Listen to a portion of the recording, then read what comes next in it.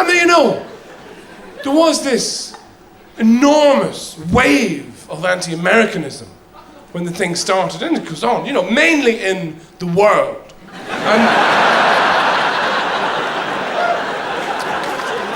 And sometimes, it became... People, got very worked up about this. But when they're having the row, they tried to be rational, of course. They would say, well, we're not sure about this war. It seems to be cynically motivated. It seems to be a war of adventure or just a simple act of revenge. We're not sure. And you're fat. Because that's what happens in a row. Everything comes out. All the old grievances, You're fat. We're not fat like that in Europe. When we're fat, it's because we have character. We're partial to anchovies baked in pigs. But you're just fucking fat. Because you can't stay away from that third tub of Chocopocalypse ice cream, can you? You want to take up more space. And I'm ashamed to admit I fell prey to this myself. For just about a week or so, I would find myself going into cafes looking for the American to smoke on. Because they'll say something. I did it for a while, it was no big... I found this one guy, though. He was wonderful, I hated him on sight. Because he was eating eggs! Eggs!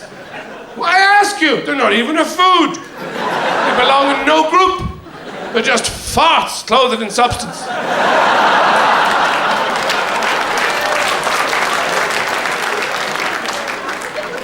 So I inserted my breakfast and lit it. And he looked over like I knew he would and said, "Excuse me, are you going to smoke that?" And I said, yeah. But I'm not going to enjoy it. I'm only using it to light the next one! And the Americans, in turn, responded with a fairly anti-European sentiment, particularly against the French. But Donald Rumsfeld, who's one of their, faces of the administration, said that he didn't want to deal with old Europe, he was far more interested in new Europe. Now, he was talking about when France and Germany voted against the war. So he wasn't interested in old Europe, he was talking about two ancient civilizations, he was interested in new Europe. And when he said new Europe, he meant places like Scrovovia, Vavonia, Jizvovia, and Vovia. Places where tractors are ministers and people sit down to a dinner of boiled radiators. Places that are not that swish, really, who are going to do whatever America says because they're hoping one day to see a photograph of a pot of jam. And, no. But in particular, they were very, very anti-French. They built on this whole image of the weak, cheese-eating surrender monkeys was the phrase. Which is kind of good, But that entirely plugged into this image of the weak, sensual, pleasure-loving French.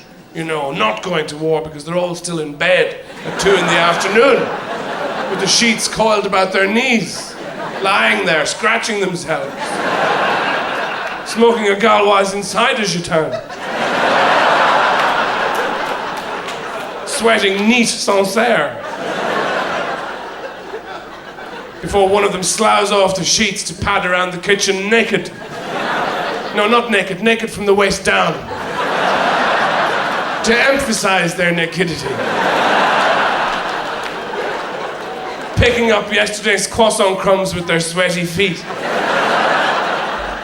Slashing yesterday's paintings. What was I thinking? It's fucking rubbish! My God! I can't believe it. It's off. I ate my paintings. I ate them! I ate your paintings too! You ate my paintings? No, I hate them! Why do we have to talk fucking English? Your work is so derivative! Because you copy mine, and mine is shit to begin with! I'm so bored in this atelier! Stop it! Stop slashing things! Get something for breakfast, I'm starving! nothing, we have nothing, we're poor. Let's make love again instead of eating. No, the things you do to me. I am so sore. Even my toenails hurt. Leave me alone. Come on, you know you want it.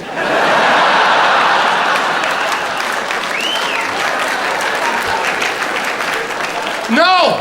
Get me something to eat before I die. There's nothing here, I told you, except chocolate bread.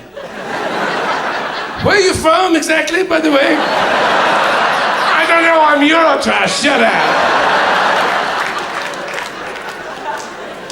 Chocolate bread. That's how they start the day. It's only going to escalate from there, isn't it? By lunchtime, you're fucking everybody you know.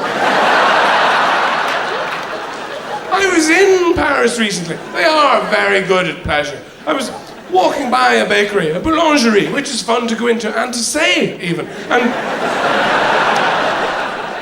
I went in, I had childish desire to get a cake. You know, give me one of those chocolate guys, I said.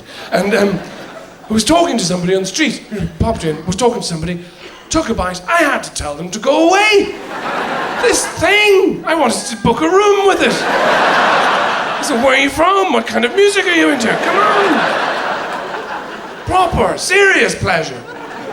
Because they know they're going to die. Nobody goes to church. You think I'm going to die? Make a fucking nice cake. Because one of the really maddening things about the war is our religion is dragged in, you know? Now, I respect all the differences between the major religions, you know, and the minor ones too. I had my own religious crisis a couple of years ago. I was in a hotel room. I don't want to tell you this, but I'll tell you. I was in a hotel room, very, very drunk, eating a chocolate Jesus. And the telephone rang as I was trying to pick between religions, you know. Protestantism, C of E, Church of England, I've never really been that attracted to because it seems to be mainly based on tea. Catholicism obviously has much more drama built in. You know, there's robes and a guy and candles and weird lighting and a child and wine. Stuff's gonna happen. Speaking as one of the few of my peer group who, you know, wasn't abused, I used to think there was something wrong with me. Turn up in school in hot pants.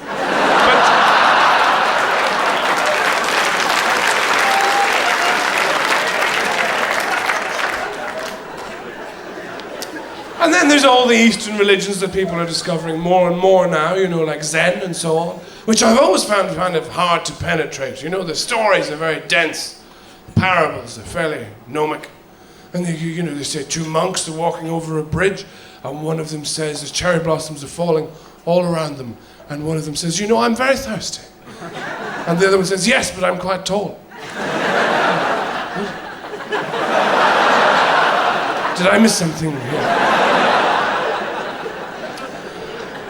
So I respect all the differences, you know, but I would say that if you believe in any of it, you're a moron. Because, the thing is, to me, it really is just people talking about their imaginary friend. At length. Somebody who's not there. Have you met Cedric? No, I haven't. I never met.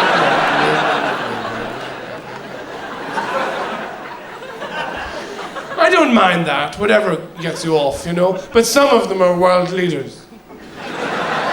Which does give you pause for thought, you know. People turn up to work and everybody else crowds around and says, what are we going to do, sir? There's a crisis, there's going to be all sorts of ramifications unless we deal with this immediately. What are we going to do? That's fine, no problem, give me a moment, I'll be right back. Opening the briefcase, what are we going to do? I don't know, what do you want to do? I don't know, what do you want to do? Kill them all, that's fine. You know, if you're in a Catholic country, you grow up with all the iconography, all the images of Jesus, you know, and the whole crew. And you know, all those paintings where people are pointing all the time. They always seem to want something outside of the picture. Or accusing each other. It was him.